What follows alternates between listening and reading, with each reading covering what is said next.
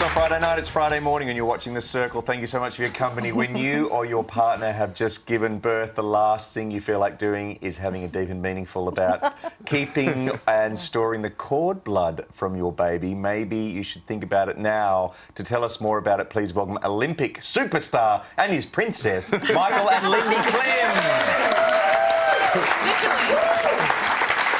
How are you going? You've got the 5.5-year-old, 3.5 and 8 weeks.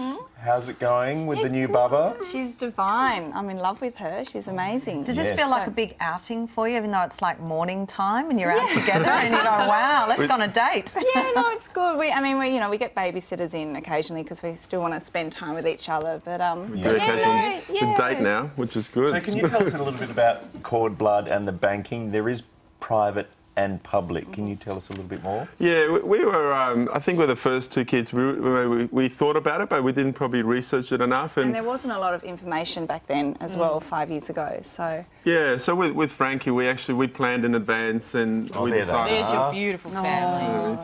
See, she's got blue eyes, Frankie. She's got my looks. my powers run out.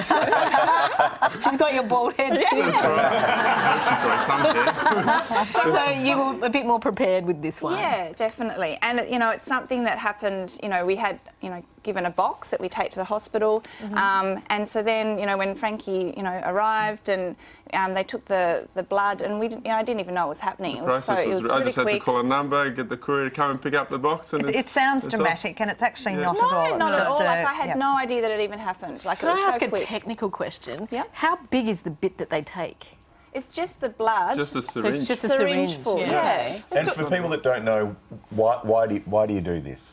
Well, it's really more as insurance for our kids' health in the future. I mean, there is some proven research now that it can help with leukemia, but we don't know what the medical field's going to be like in the next 10, 15 years, what they can actually tap into. Diabetes is one. I think there was, obviously there's a lot of different areas, cerebral palsy and all different areas that, potentially we may need. You just don't know. So it's really just insurance for our kids' future. Because it's basically, they're like blood stem cells, so they can differentiate into any type of cell in the immune system. Yeah. What about you guys have decided to go what you call a private blood bank, so that blood belongs to you and fingers crossed you'll never need to use it. Yeah. And it's stored for how long? 18 years. Okay, and what about, can you tell us a bit about the public blood the public one, it really depends on the hospital that you're with. So we went with a private hospital. So, and also if you're with a public system, you can use that the public system as well. So and also the collection is also in the working hours, so 9 a.m. till 5 p.m, which is the difference as well. Like a real bank. Like a real bank. And it also goes into a communal pool of all the collections. So there might be some parents who are about to have a baby and they make a decision, they go, look, we'd like to have it there to help other people who might need it, so that's the reason. That's right, and the public sphere it's a free service, but as you said, Michael, the blood doesn't belong to you, it belongs to the public. Yeah, so anybody can use it. Yeah, and there's only a few hospitals that do it around Australia, and I think Tassie and WA don't have any hospitals that do it there. Yeah, is it expensive to have your own private cord blood? It's $3,000 to have your own private collection, and then and it's basically that includes freight and they keep it for and it's cryogenically frozen. Yeah, it's it's bizarre, isn't it? It's amazing. It's quite futuristic, but it's fabulous technology. Yeah.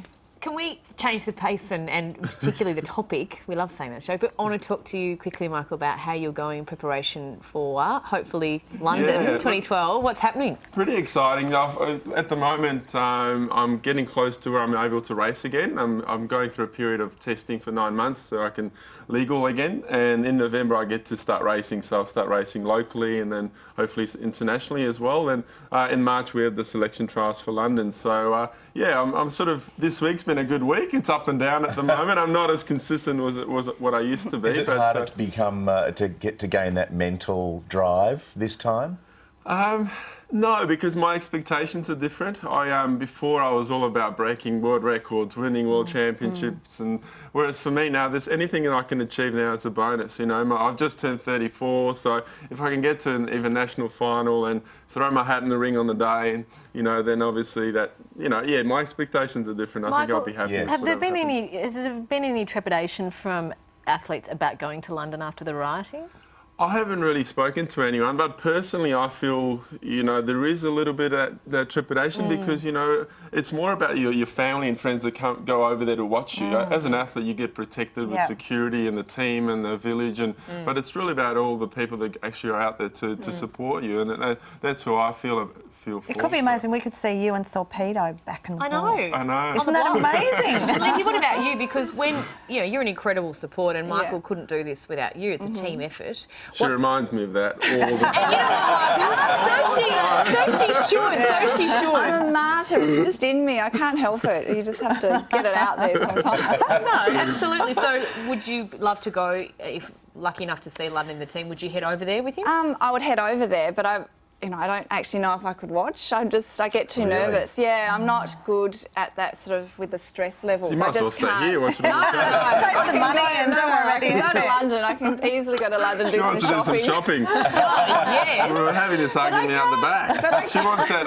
She wants the auction, the vintage auction. Oh, I'm getting the number. I know, fantastic. That's fair. If he gets to be an Olympic team, you get to go there. That's what I think too. Deal? What about, will you take the kids as well? I'll probably take Frankie, but the other two, oh gosh, that flight with a 5.5-year-old. We can relate to the other guests as well. The flight. Don't fly with 3 kids. My advice with flying, somebody told me a very important lesson: try the drugs out before you get on the plane. We did that. We had that mistake once before, and it'll never happen again. You buy. As parents, would you want? Like, how do you feel, Michael, about if your kids want to go down the path of being an Olympic swimmer? Have they expressed any interest yet?